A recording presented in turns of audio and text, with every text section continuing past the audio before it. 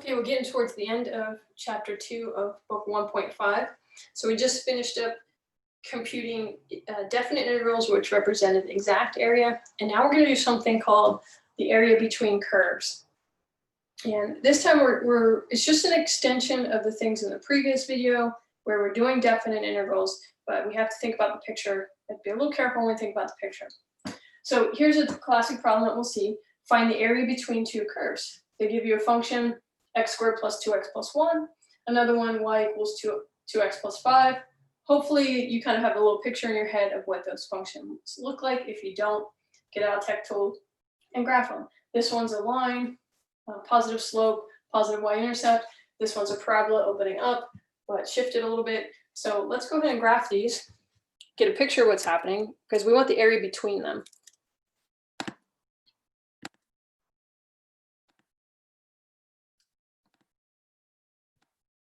Back to Desmos, enter our functions, x squared plus 2x plus 1. Oops. Okay, there's our parabola opening up. Vertex here at -1. And then we want the line y equals 2x plus 5. Again, that's the blue one. Positive slope and positive y-intercept of 5. So we want the area between those, so that would be between the blue and the red. Nothing over here. We want the part that lies in between them. So I want to draw this on the board. And I'll do that in a moment. Okay, so here's the image. We want the area in this sort of red sort of sliver crescent shape. That is the area between the two curves. And one thing to note is that the linear function is the one on top, and then the parabola is the one on the bottom. And so if we were to just do our definite integrals and just say something like the integral from the top function, 2x plus 5, well, we have to figure out the limits of integration. From the image, it looks like this is over here at -2, and this one looks like it's over here at +2. These are really the points of intersection of the curve. So we could check that with our tech tool. Get points of intersection right there. That's the point when x is -2, y is 1. Here's the other point of intersection when x is 2, y is 9, but we're interested in that -2 and 2. So if we went from -2 to 2, the picture that goes with that would be this.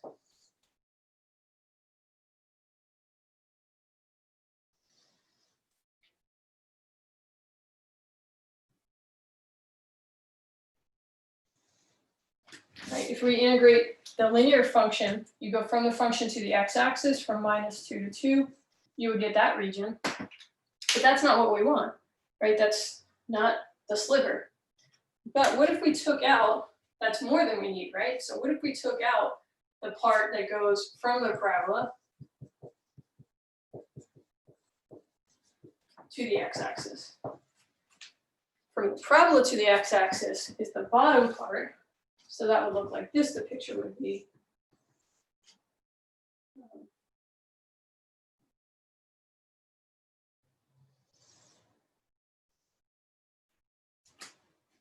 This is the parabola from -2 to +2.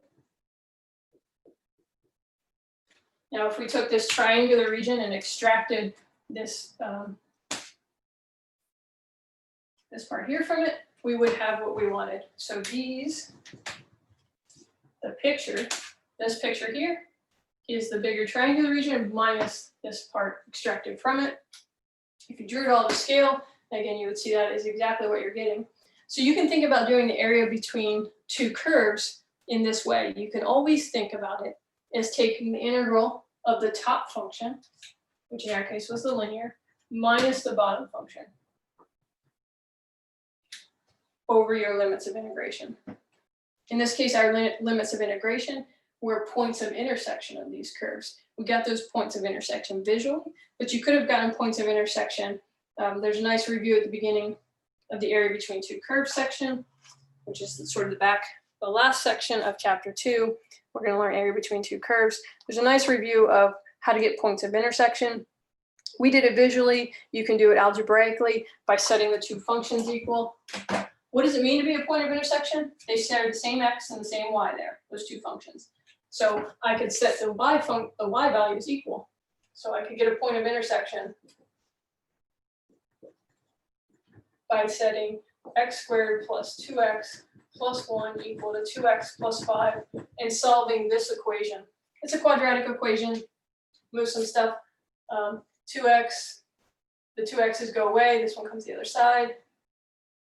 Minus 4 equals 0. You could factor that. 2 and 2, minus and plus. And there's where we got our x equals minus 2, or x equals positive 2 as our points of intersection. To do it visually, you can do it algebraically. You can use a tech tool to find points of intersection. Sometimes they're given for some problems. Sometimes you have to find them. But the main thing to remember is when you're doing an area between two curves, it's really just doing two separate definite integrals. The definite integral of the top function minus the definite integral of the bottom function. Well, let's go ahead and finish this computation then. You can treat them as two separate integrals, or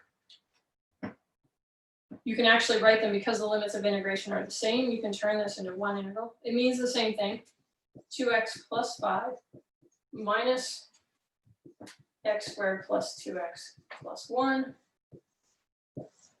all with respect to x. You'll get to the same place when you're done. You can either, again, treat them as two separate and get a number minus a number, or you can do it this way. So in this case, I would be, if I'm treating it as one integral, I still have the integration. I haven't done any integration. I'm just trying to simplify things. I see this 2x will cancel with that 2x. I see this 5 minus 1 becomes a 4 minus x squared dx. And then I need to go ahead and do the integration. This is a linear 4x minus a power rule of a power over the power. I've done the integration. I have an antiderivative. I remove the integral sign and I evaluated at my limits of integration. Always at the upper limit first. So that'll be 8 minus 8/3 at the upper limit. Subtract what happens at the lower limit. Minus 2 will give me a minus 8. Minus and a minus is a plus 8/3.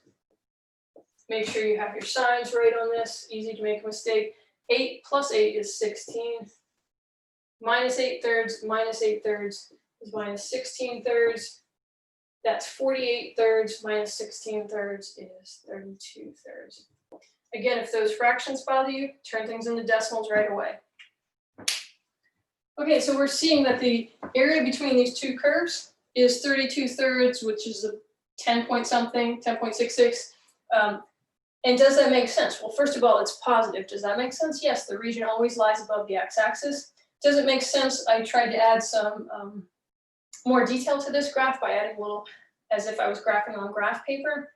And like you can count up how many full boxes there are. 1, 2, 3, 4, 5, maybe 6. And then some partial boxes. Yeah, so you can see it's about 10 or 11 units there by just visually estimating that. So you have a ballpark estimate that seems to make sense, that 32/3. Okay, so these area between two curves problems, you'll have several of these at the end of the chapter to practice, and they're related to a couple of your challenge problems in the journals.